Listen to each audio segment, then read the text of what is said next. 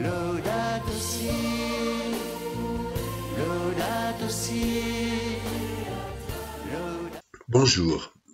Le mouvement chrétien des retraités vous propose de continuer de se familiariser avec les kilowattheures et d'en tirer plusieurs leçons importantes. Dans les messages précédents, nous avons dit qu'un kilowattheure était égal à 860 kilocalories, c'est-à-dire à un bon repas, et équivalent à un petit verre de 10 centilitres d'essence. À l'échelle d'une année, nous prenons environ 1 millier de repas, ce qui est équivalent à 1 millier de petits verres d'essence de 10 centilitres, soit 100 litres d'essence. Les besoins énergétiques d'un humain en un an, ce n'est pas plus que 100 litres d'essence. Et en plus, l'humain peut consommer le carbone sous de multiples formes, alors que l'automobile et l'avion ont besoin d'un carburant concentré et répondant à des normes très précises. Pour remplacer les énergies fossiles par des ressources renouvelables, on parle beaucoup d'utiliser les carburants ou le biogaz d'origine agricole ou forestière. Mais pour produire seulement 100 litres de carburant, il faut la même surface agricole que pour nourrir un humain en un an en régime végétarien. On comprend alors que pour alimenter toutes nos voitures, nos avions et nos camions, il faudrait plusieurs planètes. Ces chiffres permettent de prendre conscience de la démesure de l'environnement mécanique construit par la société moderne.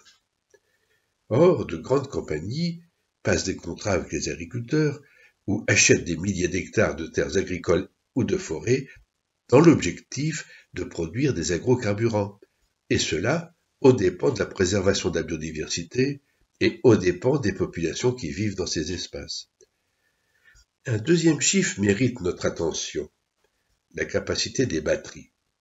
Le stockage de l'électricité, en raison de l'intermittence des productions éoliennes et photovoltaïques, va devenir un enjeu important dans les années à venir, que ce soit dans des installations fixes ou pour remplacer l'essence dans les véhicules. Pour stocker 1 kWh, il faut une batterie de 20 kg selon le modèle classique, ou de 10 kg pour les batteries perfectionnées au lithium. Une voiture électrique ayant une bonne autonomie est équipée d'une batterie de 700 kg pour stocker 70 kWh.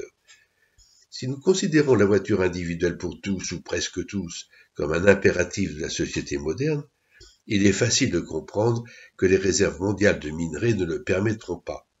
Et nous observons déjà dans beaucoup de pays une terrible foire d'empoigne pour l'appropriation des ressources minières, avec des dommages considérables pour l'environnement et pour les populations qui vivent dans ces territoires.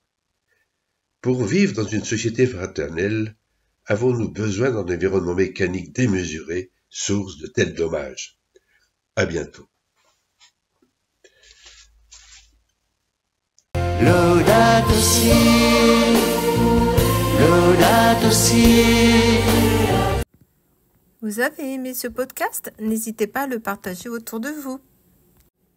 Podcast réalisé par le Mouvement chrétien des retraités.